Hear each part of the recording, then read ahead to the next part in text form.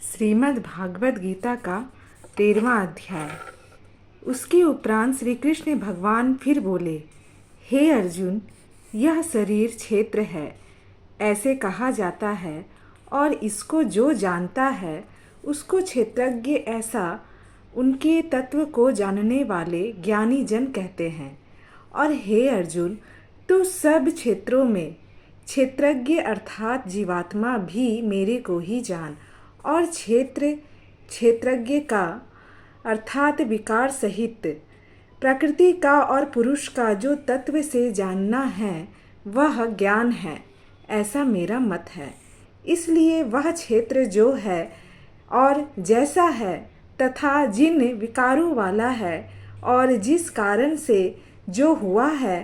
तथा वह क्षेत्रज्ञ भी जो है और जिस प्रभाव वाला है, वह सब संक्षेप से मेरे से सुन। यह क्षेत्र और क्षेत्रज्ञ का तत्व ऋषियों द्वारा बहुत प्रकार से कहा गया है, अर्थात समझाया गया है, और नाना प्रकार के वेद मंत्रों से विभाग पूर्वक कहा गया है, तथा अच्छी प्रकार निश्चय किए हुए युक्ति युक्त ब्रह्म सूत्र के पदों द्वारा भी वैसा ही कहा गया है। हे अर्जुन, वही मैं तेरे लिए कहता हूँ कि 5 महाभूत अर्थात आकाश, वायु, अग्नि, जल और पृथ्वी का सूक्ष्म भाव, अहंकार, बुद्धि और मूल प्रकृति अर्थात त्रिगुणमयी माया भी, तथा 10 इंद्रियां अर्थात श्रोत्र, त्वचा, नेत्र, रसना और घ्राण एवं वाक, हस्त, पाद, उपस्थ और गुद्दा, एक मन और 5 इंद्रियों के विषय अर्थात ज्ञान, स्पर्श, रूप, रस और गंध, तथा इच्छा, द्वेष, सुख, दुख और स्थूल देह का पिंड एवं चेतनता और धृति, इस प्रकार यह क्षेत्र विकारों के सहित संक्षेप से कहा गया। हे अर्जुन, श्रेष्ठता के अभिमान का अभाव, दंभाचरण का अभाव, प्राणी मात्र को किसी प्रकार भी ना सताना और क्षमा भाव, तथा मन वाणी की सरलता, श्रद्धा भक्ति सहित गुरु की सेवा,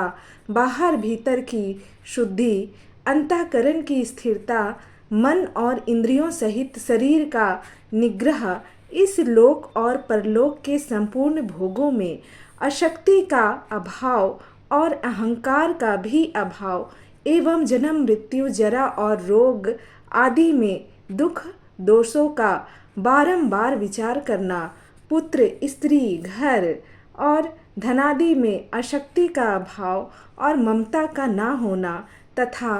प्रिय अप्रिय की प्राप्ति में सदा ही चित्त का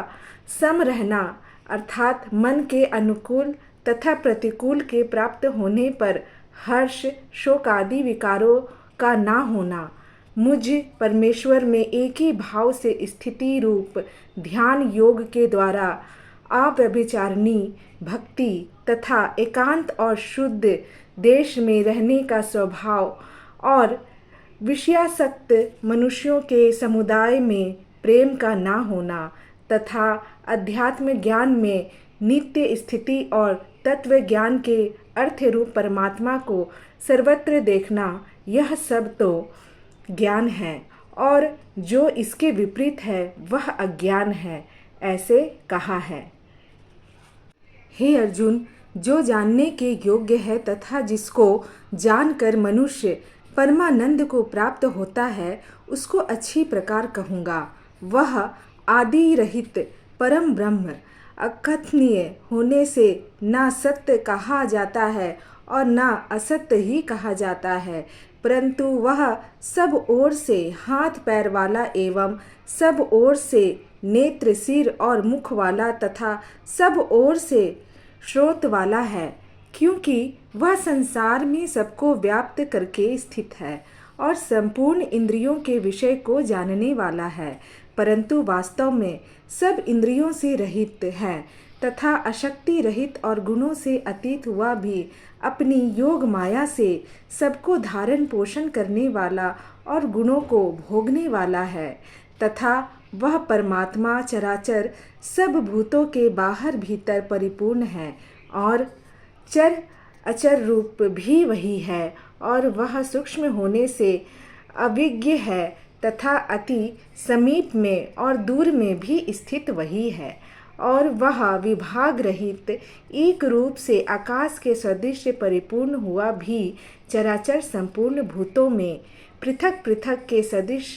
स्थित प्रतीत होता है तथा वह जानने योग्य परमात्मा विष्णु रूप से भूतों को धारण पोषण करने वाला और रुद्र रूप से संहार करने वाला तथा ब्रह्मा रूप से सबका उत्पन्न करने वाला है। वह ब्रह्म ज्योतियों का भी ज्योति एवं माया से अति परे कहा जाता है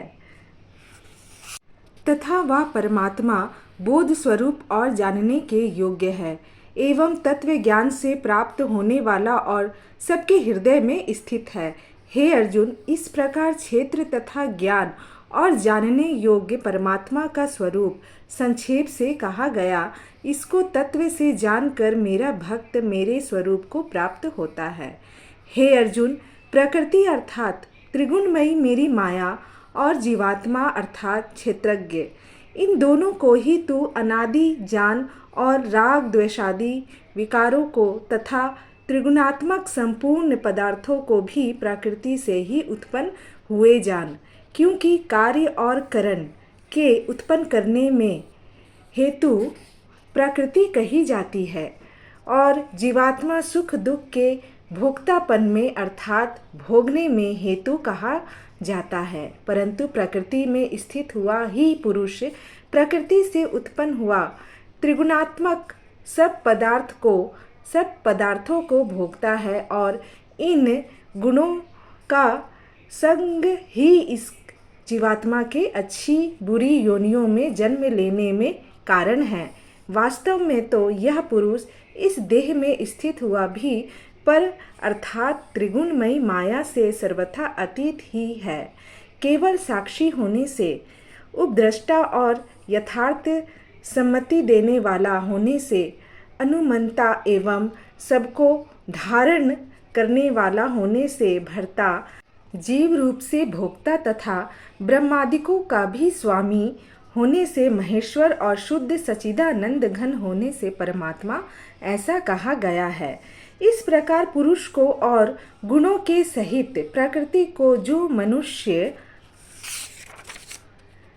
तत्व से जानता है, वह सब प्रकार से बरतता हुआ भी फिर नहीं जन्मता है, अर्थात पूर्व जन्म को नहीं प्राप्त होता है। हे अर्जुन, उस परम पुरुष परमात्मा को कितने ही मनुष्य तो शुद्ध हुई सूक्ष्म बुद्धि से ध्यान के द्वारा हृदय में देखते हैं तथा अन्य कितने ही ज्ञान योग के द्वारा देखते हैं और